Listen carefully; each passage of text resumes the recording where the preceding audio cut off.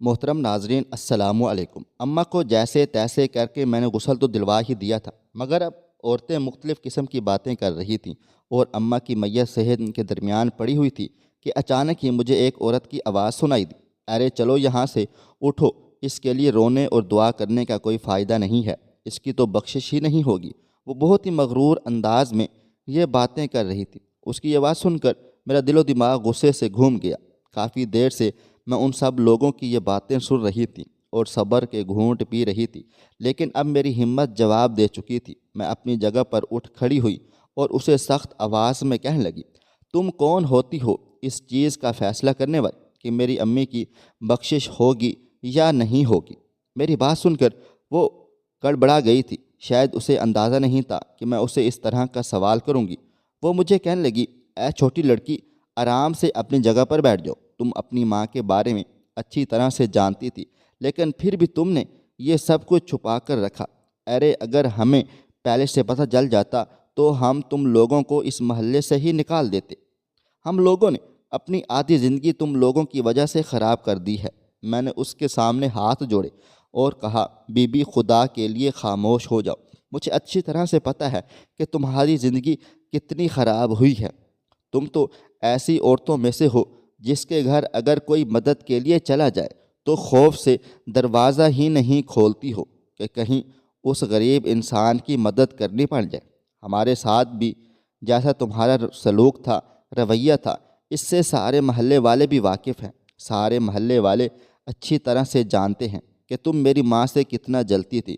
تم اس کی خوبصورتی دیکھ کر چین سے نہیں بیٹھ سکتی تھی اور پھر اس کی پیٹھ پیچھے باتیں بناتی تھی، اور اس کی بات کی گواہی خالہ ثریا بھی دیتی ہے۔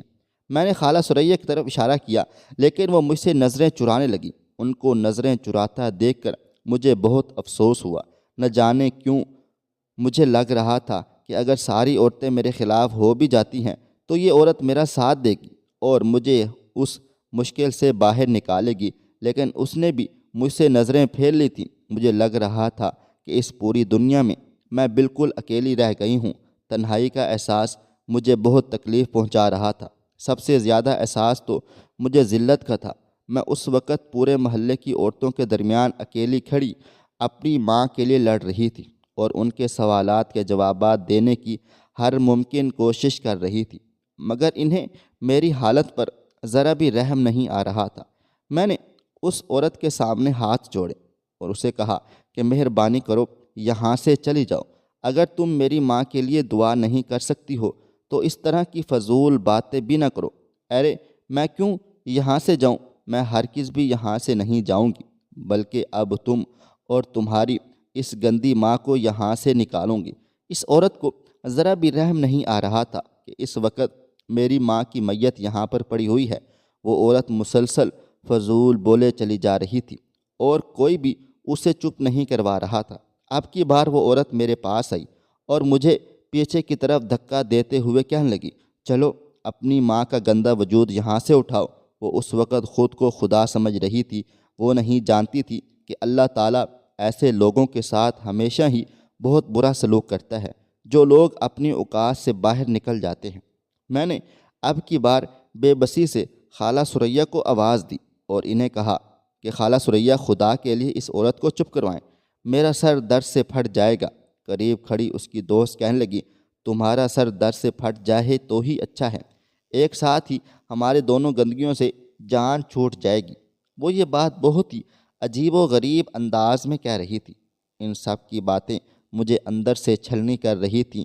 میرا دل انہیں بد دعائیں دے رہا تھا اور وہ یہ بات بھول چکی تھیں کہ وہ اس وقت ایک یتیم کے ساتھ زیادتی کر رہی ہیں۔ ایک اور عورت کہنے لگی کہ مجھے تو لگ رہا ہے کہ یہ لڑکی بھی اپنی ماں کی طرح ہی ہے، اسی وجہ سے تو یہ اپنی ماں کا اتنا ساتھ دے رہی ہے۔ بس اب یہ اس لڑکی پر نظر رکھو اور جس دن بھی تمہیں یہ لڑکی کسی مرد کے ساتھ رات گزارتی ہوئے نظر آئے، اسی دن ہی اسی لڑکی کو دھکے مار کر اس گھر سے باہر نکال دو، بلکہ میں تو کہتی ہوں کہ اسے سارے محلے کے سامنے سنسار کر دو تاکہ باقی لوگوں کے لیے عبرت کا نشان بنے۔ اس نے بے رحمی کی ساری حدیں پار کر ڈالی تھی اور میں وہیں چکرا کر زمین پر ہی بیٹھ گئی اور اونچی اونچی آواز میں انہیں بد دعائیں دینے لگی کہ تم لوگوں کو اپنے بولوں کی سزا ضرور ملے گی۔ تم لوگ خود کو خدا سمجھ رہی ہو، بہت جلد تم لوگوں کو اپنے اوقات کے بارے میں بھی پتہ چل جائے گا۔ اب کی بار خالہ ثریا بھاگتی ہوئی میرے پاس آئی اور مجھے سینے سے لگاتے ہوئے کہنے لگی، نہیں بیٹا نہیں، یہ تو جاہل عورتیں ہیں، انہیں تو ان باتوں کا پتہ ہی نہیں، تم ان پر مہربانی کرو، تم انہیں بد دعائیں مت دو ورنہ یہ تباہ و برباد ہو جائیں گی۔ خالہ ثریا کی بات سن کر وہ عورتیں ہنسنے لگیں اور کہنے لگیں، ارے خالہ ثریا، تم تو ایسی بات کر رہی ہو جیسے اس کی دعائیں ساری قبول ہو جاتی ہیں۔ جتنی یہ گناہ گار ہے مجھے تو نہیں لگتا اللہ تعالیٰ اس کی کوئی بھی دعا سنتا ہوگا۔ اب کی خالہ ثریا انہیں ڈانٹنے لگی اور کہنے لگی، میں کب سے تم لوگوں کی بکواس سن رہی ہوں، لیکن اب میں تم لوگوں کی بکواس نہیں سنوں گی۔ اپنا منہ بند کرو یا پھر یہاں سے دفع ہو جاؤ۔ اگر تم نے اس کی ماں کے لیے دعا نہیں کرنی تو یہاں پر کھڑے ہو کر اس کی دل آزار بھی مت کرو، چلو جلدی سے نکلو یہاں سے۔ خالہ ثریا کی بات سن کر میں نے ان کی طرف تشکر آمیز نظروں سے دیکھا۔ انہوں نے آنکھوں ہی آنکھوں میں مجھے پرسکون رہنے کا اشارہ کیا اور مجھے سینے سے لگاتے ہوئے کہنے لگے، بیٹا مجھے معاف کر دو، میں نے اتنی دیر سے ان لوگوں کو آزادی دے رکھی تھی کہ یہ تمہیں جو چاہیں کہتی رہیں، مجھے پہلے ہی ان کے منہ بند کر دینے چاہیے تھے۔ خالہ ثریا کی بات سن کر میرے آنکھوں سے آنسو بہنے لگے۔ میں نے انہیں کہا، خالہ میری بات پر یقین کریں، میری ماں بالکل ٹھیک ٹھاک ہو گئی تھی، اس نے وہ سارے کام چھوڑ دیے تھے اور اس کے ساتھ جو کچھ بھی ہوا تھا وہ ایک بہت بڑا حادثہ تھا۔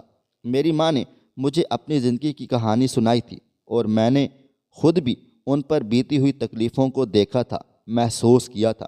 خالہ ثریا نے مجھے زور سے گلے سے لگا لیا اور مجھے کہنے لگی، بیٹا مجھے اچھی طرح سے پتہ ہے، مجھے پتہ ہے تم جھوٹ نہیں بولتی ہو، تم جو کچھ بھی کہہ رہی ہو یہی سچ ہے، مگر ان عورتوں کا کیا کروں، یہ عورتیں میری سمجھ سے باہر ہیں۔ میں نے خالہ ثریا کو کہا کہ فکر مت کریں، تھوڑے ہی وقت میں انہیں اپنی غلطی کا احساس ہو جائے گا، مجھے یقین ہے اللہ تعالیٰ ان سے ان کی بے رحمی کا حساب ضرور لے گا، میں جانتی ہوں اللہ تعالیٰ کی لاٹھی بے آواز ہے۔ خالہ ثریا نے میرے سر پر بوسہ دیا اور مجھے کہا، بیٹا میں تمہیں ابھی بھی یہی کہوں گی کہ ان عورتوں کو بد دعا نہ دو، کیونکہ وہ عورتیں تو جاہل ہیں، انہیں تو کسی چیز کے بارے میں نہیں پتہ۔ خالہ ثریا کی بات سن کر میں نے انہیں بد دعا نہیں دی، لیکن میرے دل سے جو آہ نکلی تھی اس آہ نے ان عورتوں کو کہیں کا بھی نہیں چھوڑا، اور اس دن ایک ایسا معجزہ رونما ہوا تھا جس کے بارے میں کسی کو اندازہ تک نہیں تھا، کسی انسان کے وہم و گمان میں نہیں تھا کہ اس طرح کے واقعات بھی اس دنیا میں رونما ہو سکتے ہیں۔ وہ معجزہ دیکھ کر ان تمام عورتوں کی آنکھیں بھی کھلی کی کھلی رہ گئی تھیں، جو عورتیں میری ماں کے بارے میں باتیں کر رہی تھیں، جو اس کے کردار کو اچھال رہی تھیں۔ وہ ساری عورتیں اس وقت اپنی انگلیاں دانتوں میں دب کر بیٹھی ہوئی تھیں، کسی میں بھی ہمت نہیں تھی کہ وہ میری ماں کے خلاف کوئی بھی بات کہہ ڈالیں۔ میں خالہ ثریا کے گلے لگ کر زاروں قطار رو رہی تھی کہ اچانک ہی ایک آدمی صحن کے اندر داخل ہوا۔ اسے صحن میں داخل ہوتا دیکھ کر تمام عورتیں کہنے لگیں، ارے تم کون ہو اور یہاں پر کیا کر رہے ہو؟ تمہیں اندازہ نہیں ہے کہ یہ عورتوں والی جگہ ہے؟ جبکہ دوسری عورت سائڈ سے بول پڑی کہ مجھے تو لگتا ہے یہ اس کا کوئی عاشق ہے۔ اس عورت کی بات سن کر میں نے شکایتی نظروں سے اس کی طرف دیکھا تھا، لیکن وہ عورت میری طرف دیکھ نہیں رہی تھی، وہ بہت غور سے اس شخص کی طرف دیکھ رہی تھی۔ اس شخص نے تمام عورتوں کے سامنے ہاتھ جوڑ دیے اور کہا، خدا کے لیے بیبیوں مجھے بخش دو، معاف کر دو، میرا اس سب سے کوئی بھی لینا دینا نہیں ہے، میں تو صرف تم لوگوں کو یہ بتانے کے لیے آیا تھا کہ مولوی صاحب اس عورت کا جنازہ نہیں پڑھا رہے ہیں۔ دراصل مولوی صاحب کو اس عورت کی حقیقت کے بارے میں پتہ چل گیا تھا۔ اس شخص کی باتیں سن کر تمام عورتوں کے چہروں پر مسکراہٹ پھیل گئی تھی۔ سب عورتیں ہی ایک دم خوش ہو گئیں اور مجھے بتانے لگیں، دیکھو اب تو تمہاری ماں کا جنازہ بھی کوئی نہیں پڑھا رہا، غسل تو تم نے خود ہی اپنی ماں کو دے دیا ہے، اب کیا اس کا جنازہ بھی خود ہی پڑھو گی؟ یہ کہہ کر وہ اونچی اونچی آواز میں ہنسنے اور کہکے لگانے لگی۔ میری اب ہمت ختم ہو گئی تھی، مجھ میں برداشت اب نہیں بچی تھی۔ میں نے اسے کہا، آنٹی خدا کے لیے تھوڑا سا خوف کر لیں، آپ کو اندازہ بھی ہے آپ کس طرح کی باتیں کر رہی ہیں؟ اگر یہاں پر میری ماں کی بجائے آپ کی بہن ہوتی تو کیا تب بھی آپ اس کے بارے میں اس طرح کی ہی باتیں کرتی۔ میری بات سن کر وہ عورت یکدم ہی چیخ اٹھی اور مجھے کہنے لگی، خبردار، جو تم نے اپنی گندی زبان سے میری بہن کا نام لیا، میں تمہیں جان سے مار ڈالوں گی۔ وہ مجھے مارنے کے لیے بڑی تھی، لیکن دوسری عورت نے اسے روک لیا اور کہنے لگی، کیا ہوا، کیا ہو گیا ہے؟ اس گندی عورت پر ہاتھ اٹھا کر اپنے ہاتھ گندے کرو گے؟ بس تم اس کو بھونکنے دو جو یہ بھونکتی ہے۔ اور پھر اس عورت کا ہاتھ پکڑ کر اپنے ساتھ لے کر چلی گئی۔ اب وہاں پر میں، خالہ ثریا اور چند عورتیں ہی موجود تھیں۔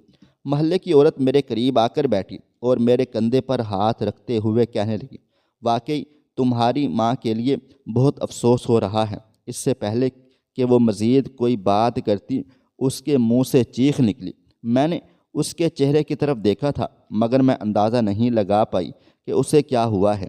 اسی وقت ہی ٹھنڈی ہوا چلنے لگی۔ موسم یکدم بدل سا گیا تھا، یوں لگ رہا تھا جیسے بارش آ گئی ہو۔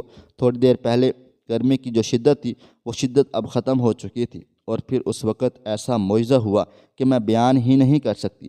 اچانک ہی وہاں پر اس محلے میں آئے ہوئے ہمیں تھوڑے ہی دن گزرے تھے کہ اماں نے جتنے بھی پیسے جوڑ کر رکھے ہوئے تھے، ان تمام پیسوں سے اماں جان نے ایک گھر خرید لیا تھا، اور جہاں تک ان کے گھر سے نکلنے کی باری تھی، وہ تو گھر سے باہر نہیں نکلتی تھی۔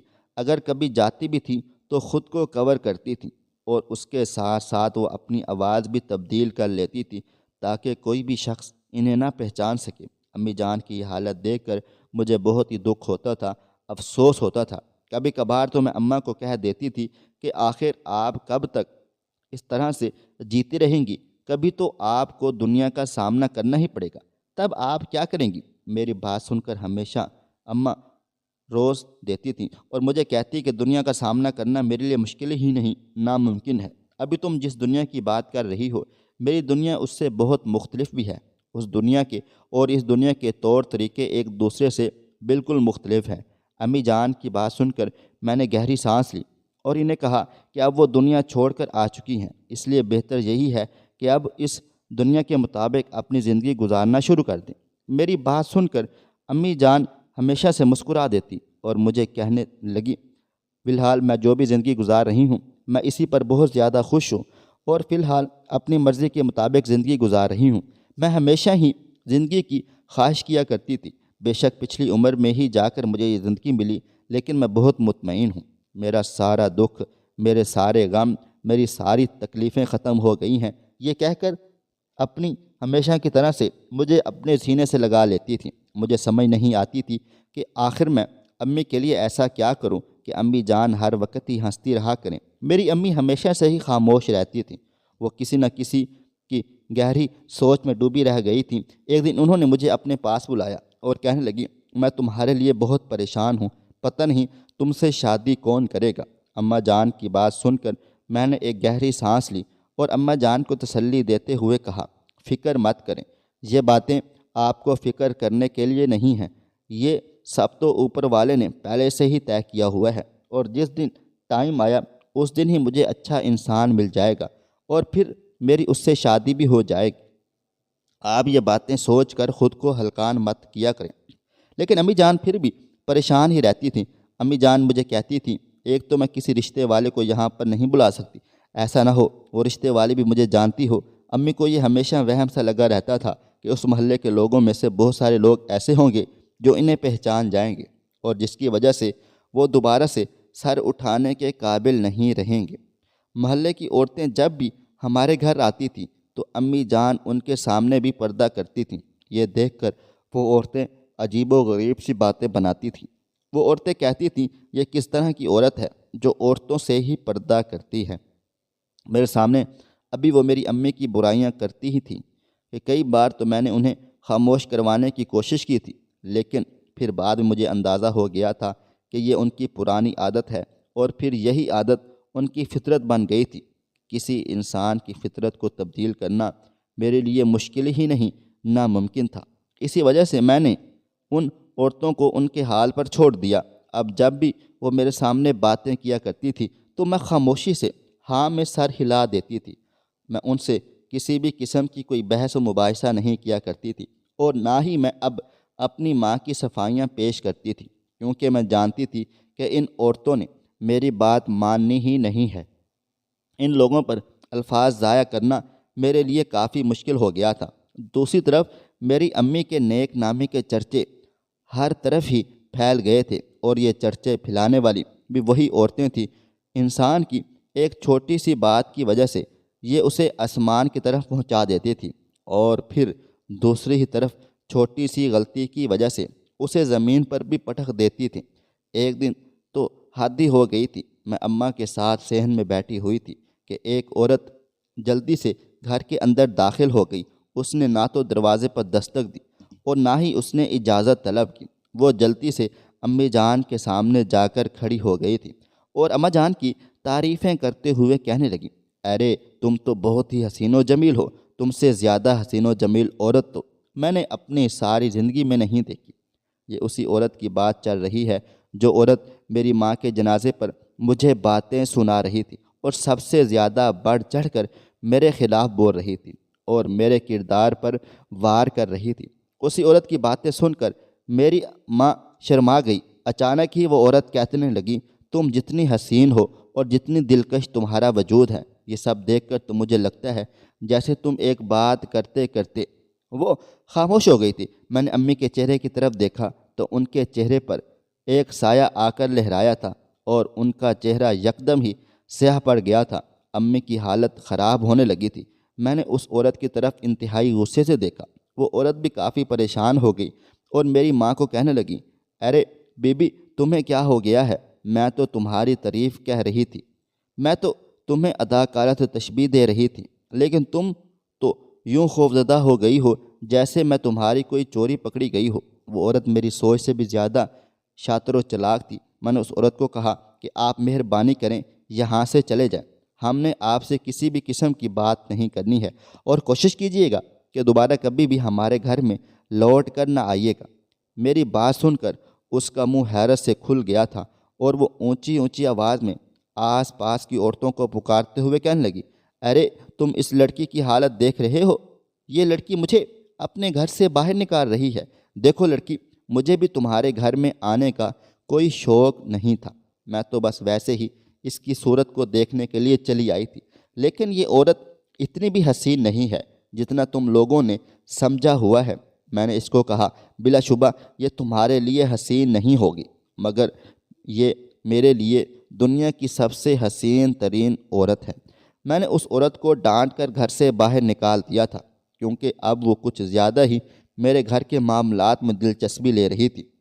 اب تو اس نے یہ باتیں بھی کرنا شروع کر ڈالی تھیں کہ یہ دونوں عورتیں اس گھر میں اکیلی رہتی ہیں، ان کے ساتھ کوئی بھی مرد نہیں ہے، یہ کسی بھی قسم کی کوئی بھی حرکت کر سکتی ہیں۔ محلے کی عورتیں کچھ ہی دنوں بعد دوبارہ سے ہمارے گھر آ گئی تھیں اور ہمیں کہنے لگیں کہ ہم اس محلے میں دو عورتوں کو اکیلا رہنے کی اجازت نہیں دے سکتے ہیں۔ مجھ سے غلطی ہو گئی تھی کہ میں امی کے ساتھ اس محلے میں آ گئی تھی۔ اس سے تو اچھا تھا کہ ہم گاؤں آنے کی بجائے شہر میں ایک چھوٹا سا گھر ہی خرید لیتے، مگر اب ہمارے پاس کچھ بھی نہیں بچا ہوا تھا۔ جتنی بھی جمع پونجی تھی وہ ساری کی ساری ہم نے اس گھر پر ہی لگا ڈالی تھی۔ اب اس گھر میں رہنے کے علاوہ اور ان سب لوگوں کی باتیں برداشت کرنے کے علاوہ ہمارے پاس دوسرا کوئی آپشن نہیں تھا۔ میری امی ان عورتوں کی باتیں سن کر بہت زیادہ پریشان ہو جاتی اور اکثر مجھے کہتی تھی کہ تم مانو یا نہ مانو، مجھے لگتا ہے ایک دن یہ سارے لوگ ہمیں محلے سے باہر نکال دیں گے۔ امی کی بات سن کر میں غصہ کر جاتی اور انہیں کہتی، آخر یہ ہمیں کیوں نکالیں گے؟ کون سا ہم ان کے پیسوں کے دیے ہوئے گھر پہ رہ رہے ہیں؟ یہ ہمارا اپنا ذاتی گھر ہے، اس کو ہم نے اپنے پیسوں سے خریدا ہے۔ اگر انہوں نے ہمیں یہاں سے نکالنے کی کوشش بھی کی تو ہم انہیں پہلے صاف صاف بول دیں گے کہ ہمیں اس گھر کے پیسے پہلے ہمیں ادا کر دو، پھر اس کے بعد ہم یہاں سے کہیں دور چلے جائیں گے، آپ کو فکر کرنے کی ضرورت نہیں ہے۔ یہ ہمیشہ ہی امی جان کو تسلی دیتی تھیں۔ دن تیزی سے گزرتے چلے جا رہے تھے۔ ایک دن امی چھت پر کپڑا ڈالنے کے لیے گئی، جبکہ میں نیچے ہی بیٹھی کتاب پڑھ رہی تھی۔ جب امی جان واپس آئیں تو ان کے چہرے کے تاثرات بہت زیادہ خراب تھے، وہ بہت زیادہ خوفزدہ نظر آ رہی تھیں۔ امی کو خوف میں مبتلا دیکھ کر میں پریشان ہو گئی۔ میں تیزی سے اماں جان کے پاس گئی اور ان سے پوچھنے لگی، کیا ہوا؟ میری بات سن کر اماں نے مجھے زور سے گلے سے لگا لیا اور روتے ہوئے کہنے لگی، میرے ساتھ ایسا کیوں ہوتا ہے؟ ہمیشہ میرے ساتھ ہی کیوں ہوتا ہے؟ امی جان کی بات سن کر میں نے فکر مندی سے پوچھا کہ مجھے بتائیں اب آپ کے ساتھ کیا ہوا ہے؟ انہوں نے روتے ہوئے مجھے بتایا کہ جس کوٹھے سے وہ بھاگ کر یہاں پر آئی تھی اس کوٹھے کے لوگوں نے انہیں اسی گلی میں گھومتے ہوئے دیکھا ہے۔ امی کی بات سن کر چند لمحے کے لیے تو میں سانس لینا ہی بھول گئی تھی۔ مجھے خود ان لوگوں سے بہت زیادہ خوف محسوس ہوتا تھا کیونکہ یہ لوگ بہت زیادہ ظالم تھے۔ یہ کسی پر بھی رحم نہیں کھاتے تھے۔ جو بھی ان کے ہتھے چڑھ جاتا موت کے پنجے اسے اپنے شکنجے میں لے لیتے تھے اور پھر موت کے منہ سے بچنا مشکل ہی نہیں ناممکن ہو جاتا تھا۔ اندر سے میں بھی بہت زیادہ ڈری ہوئی تھی، لیکن اس وقت میں نے امی جان کو تسلی دی اور کہا فکر مت کریں، وہ یہاں پر نہیں آئیں گے۔ امی جان نے نفی میں سر ہلا دیا اور مجھے کہنے لگی اگر وہ یہاں نہ آئے تب بھی محلے کی عورتیں انہیں یہاں پر بھیج ڈالیں گی۔ تمہیں پتہ ہے محلے کی عورتیں ہم لوگوں سے کتنا زیادہ چڑھتی اور جیلس ہوتی ہیں۔ وہ تو ہمیں بس کسی طرح سے یہاں سے نکالنے کے بہانے ڈھونڈ رہے ہیں۔ تھوڑی دیر بعد خالہ ثریا کے گھر اندر داخل ہوئی۔ وہ کافی پریشان نظر آ رہی تھی۔ انہوں نے میرا ہاتھ پکڑا اور مجھے کمرے میں لے گئی۔ امی نے پیچھے آنے کی کوشش کی لیکن انہوں نے امی کو باہر رکنے کا کہا اور اس کے ساتھ یہ بھی ہدایت کر دی کہ دروازے کو اندر سے لاک کر دو۔ امی یکدم یہ دیکھ کر بہت زیادہ پریشان ہو گئی تھیں۔ میرا پورا وجود بھی خوف سے کانپنے لگا۔ میں نے خالہ ثریا کو کہا کہ خیر ہے، کیا ہوا، ہمیں جلدی سے بتائیں۔ میری بات سن کر انہوں نے مجھے کہا کہ پہلے تم مجھے یہ بتاؤ تم دونوں کون ہو اور یہاں تک کیسے پہنچی ہو؟ ان کی بات سن کر میں نے ایک گہری سانس لی۔ جس انداز میں وہ مجھ سے سوال کر رہی تھی، ان کا جو لہجہ تھا وہ مجھے بتا رہا تھا کہ انہیں ہمارے بارے میں کسی نہ کسی حد تک تو پتہ چل ہی گیا ہے۔ میں نے انہیں کہا آپ کو سب پتہ ہے، اس کے باوجود آپ کیوں مجھ سے پوچھ رہی ہیں؟ خالہ ثریا کہنے لگی مجھے حقیقت کے بارے میں نہیں پتہ، میں صرف حقیقت کے بارے میں جاننا چاہتی ہوں، ہو سکتا ہے اس کے بعد میں تم لوگوں کی مدد کرنے میں کامیاب ہو سکوں۔ میں نے خالہ ثریا کو کہا کہ آج سے 20-22 سال پہلے میری ماں ایک آدمی کے عشق میں گرفتار ہو گئی تھی۔ اس آدمی سے وہ بے پناہ عشق کرتی تھی، محبت کرتی تھی اور اس پر اپنی جان دیتی تھی۔ وہ شخص بھی میری ماں سے بے پناہ محبت کرتا تھا اور اس کے لیے کچھ بھی کر گزرنے کے لیے تیار تھا۔ لیکن پھر ایک دن اس شخص کے گھر والوں کو پتہ چل گیا۔ وہ شخص ایک بہت ہی معزز خاندان سے تعلق رکھتا تھا۔ پیسے کے لحاظ سے وہ بہت زیادہ امیر نہیں تھے لیکن اچھے خاصے تگڑے لوگ تھے۔ جب اس کے والدین کو اس بارے میں پتہ چلا تو انہوں نے اس شخص کو صاف صاف منع کر دیا کہ اس کام سے پیچھے ہٹ جاؤ، کیونکہ ہم تمہاری شادی کوئی بھی ایسی عورت سے نہیں کروائیں گے، تیار نہیں ہوں گے جس کا کوئی آگے پیچھے نہ ہو۔ دراصل میری ماں یتیم تھی، ان کی پرورش ان کی خالہ نے کی تھی۔ ان کی خالہ کی شہرت کچھ اچھی نہیں تھی، سارے ہی لوگ انہیں گندی عورت سمجھتے تھے اور محلے کے لوگ بھی انہیں باتیں سناتے تھے، بالکل اسی طرح ہی جس طرح میری ماں کو یہ لوگ برا بھلا سمجھتے ہیں۔ مگر میری خالہ حقیقتاً ایک بہت ہی نیک اور پاکیزہ عورت تھی، جنہوں نے آج تک کبھی بھی کسی کے ساتھ زیادتی نہیں کی۔ گناہوں میں ملوث ہونا تو دور کی بات، وہ گناہوں کا نام سن کر بھی گھبرا جاتے تھے۔ میری ماں اپنے خالہ کی بہت عزت کرتی تھی اور وہ خالہ کے خلاف ایک بھی بات نہیں سن سکتی تھی۔ ایک دن جب اس شخص نے آ کر میری ماں کو یہ کہا کہ اگر تم اپنی خالہ کو چھوڑ دو تو میرے والدین تمہارے گھر میں رشتہ لانے کے لیے تیار ہیں، تو اس کی یہ باتیں سن کر میری اماں آپے سے باہر ہو گئی تھی۔ وہ اپنی خالہ کو ہرگز بھی نہیں چھوڑ سکتی تھی کیونکہ اس کی خالہ نے اسے تب اپنایا تھا جب اس کا اس دنیا میں کوئی بھی نہیں تھا۔ میری ماں نے اس شخص کو کہا کہ اگر تم نے مجھ سے شادی کرنی ہے تو میرے گھر میں رشتہ لانا ہوگا، ورنہ میں تم سے شادی نہیں کروں گی۔ اس دن ان دونوں میں بہت زیادہ لڑائی ہو گئی تھی۔ وہ شخص وہاں سے روتا ہوا گیا۔ میری ماں مجھے بتاتی ہے کہ زندگی میں پہلی بار انہوں نے کسی مرد کو اپنی محبت کی خاطر روتے ہوئے دیکھا تھا۔ میں سمجھ رہی تھی کہ وہ اب اپنے والدین کو منانے میں کامیاب ہو جائے گا، لیکن میری ماں نہیں جانتی تھی کہ اس شخص کے دل میں تو کچھ اور ہی چل رہا ہے۔ دن تیزی سے گزرتے چلے جا رہے تھے، دن ہفتوں میں اور ہفتے مہینوں میں اور مہینے سالوں میں تبدیل ہوتے گئے۔ وہ شخص دوبارہ لوٹ کر میری ماں کی طرف نہیں آیا۔ اس دوران میری ماں نے بھی اپنے آپ کو دوبارہ سے زندگی کے جھمیلوں میں پھنسا لیا تھا۔ اب میری ماں ایک فیکٹری میں بھی کام کرنے لگی تھی۔ چونکہ خالہ بہت زیادہ بیمار رہنے لگی تھی، اس وجہ سے انہوں نے کام کاج چھوڑ دیا تھا۔ اب ان کی جگہ میری ماں ہی فیکٹری میں جایا کرتی تھی۔ معمول کی طرح وہ فیکٹری میں کام کر رہی تھیں کہ جب اچانک ہی انہیں مینیجر کا بلاوا آ گیا تھا۔ مینیجر کی بات سننے کے لیے وہ اس کے آفس میں چلی گئی، لیکن سامنے بیٹھی ہوئی شخصیت کو دیکھ کر وہ حیران و پریشان رہ گئی تھی۔ سامنے کوئی اور نہیں بلکہ ان کا محبوب بیٹھا ہوا تھا۔ ان کا محبوب بھی ان کے چہرے کی طرف سے دیکھ رہا تھا، لیکن اسے بھی اس بات کا اندازہ نہیں تھا کہ میری ماں یوں اس طرح سے اس جگہ پر کام کرتی ہوگی۔ دونوں نے ایک دوسرے کو دیکھا تو دونوں کی پرانی محبت دوبارہ سے تر و تازہ ہو گئی تھی۔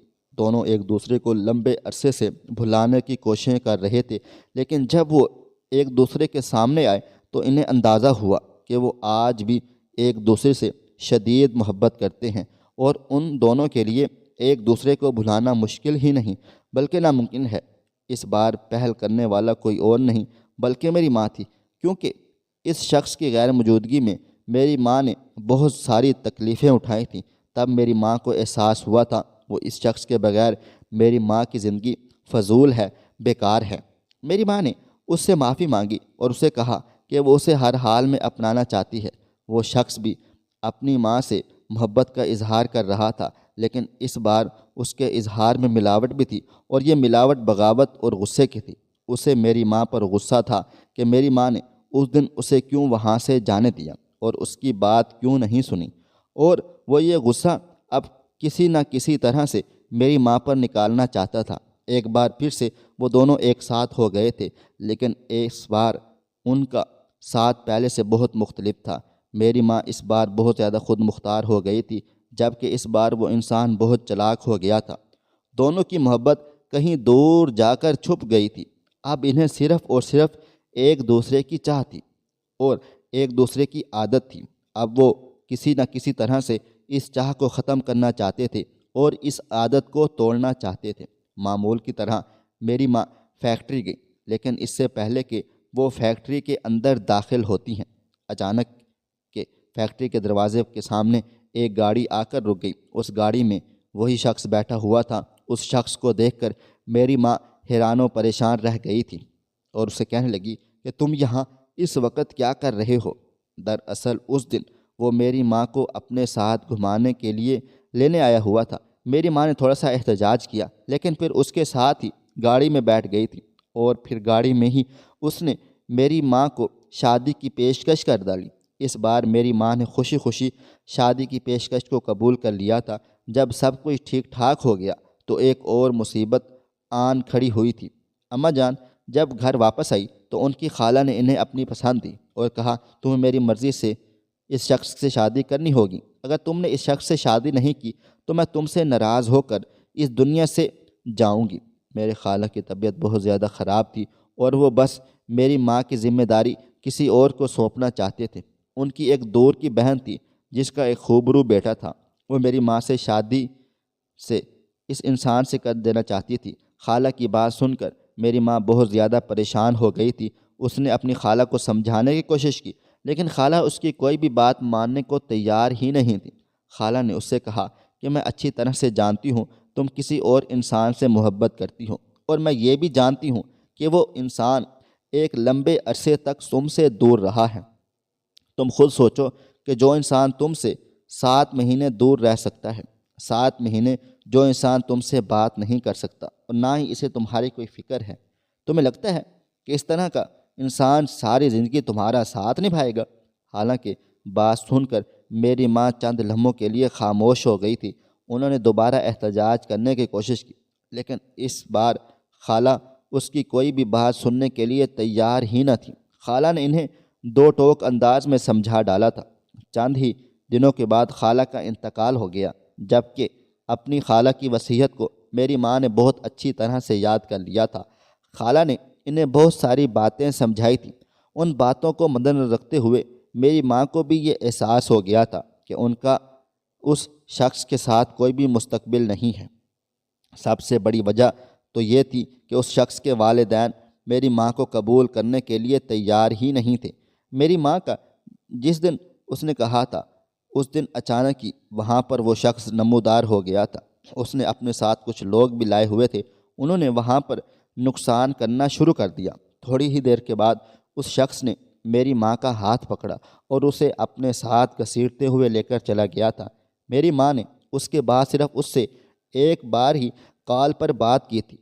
تب اس سے شخص نے میری ماں کو تسلی دی تھی اور کہا تھا کہ وہ اس سے ناراض بالکل بھی نہیں ہے۔ اس نے میری ماں سے شادی کی تاریخ کی بات کی کہ مجھے تاریخ دو۔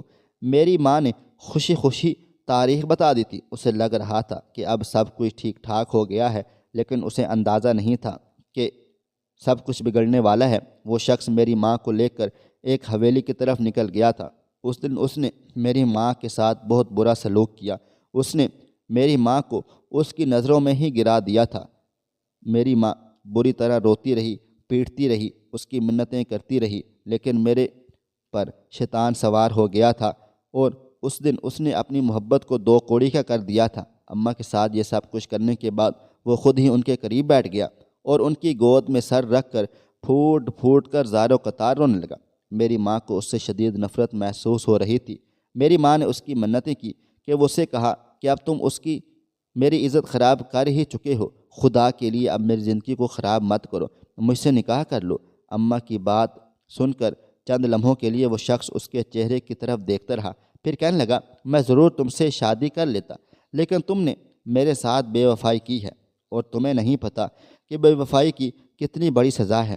اس کے ساتھ ہی اس نے اپنے آنسو صاف کیے اور میری ماں کا ہاتھ پکڑا اور اس کے ساتھ اپنے ساتھ گھسیٹتے ہوئے اس حویلی سے باہر لے کر جانے لگا۔ اماں جان کی طبیعت پہلے ہی خراب تھی اور ان سے چلنا دشوار ہو رہا تھا، اور اس دوران اس کا سرد خانہ رویہ میری ماں کو مزید تکلیف پہنچا رہا تھا۔ میری ماں خود کو اس کی گرفت سے چھڑوانے کی کوشش کر رہی تھی، لیکن اس شخص کی گرفت بہت زیادہ مضبوط تھی۔ تھوڑی ہی دیر کے بعد وہ اسے ایک بڑے سے گھر کے سامنے لے کر چلا گیا اور میری ماں کو کہا کہ اب تم 1 مہینے تک اس گھر میں ہی قید رہو گے۔ اس نے میری ماں کو وہاں پر بند کر دیا تھا۔ 1 مہینے کے بعد اسے خبر ملی کہ میری ماں امید سے ہے۔ تب بہت تھوڑے وقت کے لیے نرم پڑ گیا تھا، لیکن جب اسے اماں کی بے وفائی یاد آتی تھی تب اس نے دوبارہ سے رونا آ جاتا تھا۔ جس دن میری ماں نے ایک بیٹی کو جنم دیا تھا، اس دن اس شخص نے ہم دونوں پر اتنا بڑا ظلم کیا کہ میں بیان ہی نہیں کر سکتی۔ اس شخص نے مجھے اور دونوں کو ایک ہی کوٹھے میں بیچ دیا۔ یہ تکلیف میری ماں کے لیے بہت بڑی تھی۔ میری ماں کو چند مہینے تو اس بات پر یقین ہی نہیں آیا۔ وہ روز مرتی تھی، روز جیتی تھی۔ ذہنی تکلیف کی وجہ سے ان کی حالت بہت بری ہو گئی تھی۔ پھر وہاں پر ان کی ایک عورت دوست بن گئی۔ اس عورت نے میری ماں کو سمجھایا اور اسے تسلی دی، جس کی وجہ سے میری ماں دوبارہ سے زندگی کی طرف واپس لوٹ آئی تھی۔ جب میں 12 سال کی ہوئی تب مجھے اپنی ماں کی کہانی کے بارے میں پتہ چلا تھا۔ مجھے اپنے باپ سے شدید نفرت محسوس ہو رہی تھی۔ میں سوچ بھی نہیں سکتی کہ کوئی انسان اس قدر کم ظرف ہو سکتا ہے۔ یہاں تک کہ اس کوٹھے کی جو مالکن تھی، اسے بھی میری ماں کی کہانی سن کر بہت ہی زیادہ افسوس ہوا تھا۔ اس کی آنکھوں میں بھی آنسو آ گئے تھے۔ وقت گزرنے کے ساتھ ساتھ اماں جان کو احساس ہو گیا کہ اب یہ کوٹھا میرے لیے بہت بڑا خطرہ بن گیا ہے۔ اماں جان نہیں چاہتی تھی کہ میں یہاں پر اپنی زندگی گزاروں یا میرے ساتھ بھی وہی سب کچھ ہو جو اماں کے ساتھ ہوتا ہوا آیا ہے۔ میری ماں اچھی طرح سے جانتی تھی کہ کوٹھے کی عورتوں کی کوئی بھی عزت نہیں ہوتی۔ وہاں پر ایک ملازم بھی تھا جو میری ماں کو بہت زیادہ پسند کیا کرتا تھا اور اس نے ہی میری ماں کی مدد کرنے کی حامی بھری ہوئی تھی، لیکن نہ جانے کیوں مجھے اس انسان پر بھروسہ نہیں تھا۔ مجھے وہ انسان دھوکے باز لگتا تھا۔ اس کے ماضی کے بارے میں مجھے ایک بات پتہ چلی تھی۔ مجھے پتہ چلا تھا کہ ماضی میں بھی اسے ایک عورت سے محبت ہو گئی تھی۔ اس عورت کو وہ اس حویلی سے نکالنے کی کوشش کر رہا تھا کہ پکڑا گیا۔ تب اس نے سارا الزام اس عورت پر ڈال دیا اور اس عورت کو مروا ڈالا تھا۔ جب میں نے اماں کو اس بارے میں بتایا تو اماں جان مسکرانے لگیں اور کہنے لگیں، یہ صرف اور صرف ایک کہانی ہے۔ کوٹھے کی مالکن اچھی طرح سے جانتی ہے کہ یہ ملازم اس کے لیے خطرہ ہے، اس لیے اس نے ملازم کے خلاف اس طرح کی کہانی مشہور کی ہوئی ہے۔ میں نے اماں جان سے پوچھا کہ اگر اسے پتہ ہے تو وہ اس ملازم کو نکال کیوں نہیں دیتی؟ اماں جان مسکرانے لگی اور کہنے لگی کیونکہ یہ ملازم اس کے سارے راز جانتا ہے۔ اس دن مجھے پتہ چلا تھا کہ اس کوٹھے میں موجود ہر شخص کی گردن ہر دوسرے شخص نے پکڑ کر رکھی ہوئی ہے، اور ہر شخص پھر دوسرے شخص کے رازوں کو خوب جانتا ہے، جس کی وجہ سے دوسرا شخص بے بس اور مجبور ہے۔ اس رات اس ملازم نے خاموشی سے مجھے اور اماں کو اس حویلی سے باہر نکال دیا۔ میری ماں اس کی بہت زیادہ شکر گزار تھی۔ اماں نے اس کا شکریہ ادا کرنے کی کوشش کی، لیکن اس نے یہ کہہ کر دروازہ اماں کے منہ پر بند کر دیا تھا، میں نے تم سے محبت کی تھی اور میں نے اپنی محبت کا قرض ادا کر دیا ہے، اب تو شکریہ کر کے مجھے شرمندہ نہ کرو۔ اماں جان نے ہاتھ میں کچھ زیور اٹھا رکھا تھا، اس کے علاوہ اماں کے گلے میں ایک بہت ہی موٹا ہار تھا جو کل رات ہی ایک سیٹھ نے اسے تحفے میں دیا تھا۔ چونکہ مالکن اس وقت حویلی میں موجود نہیں تھی، اس وجہ سے اماں سے وہ ہار نہیں لے سکی۔ اماں اپنے پرانے گاؤں کے بارے میں جانتی تھی، مجھے لے کر وہ اپنے پرانے گاؤں چلی آئی تھی۔ وہاں پر ہی انہوں نے ایک گھر لے لیا تھا۔ گھر ہمیں اچھی قیمت پر مل گیا تھا، لیکن ہمیں اندازہ نہیں تھا کہ یہاں کے محلے کے لوگ اس قدر بے رحم اور ظالم ہوں گے۔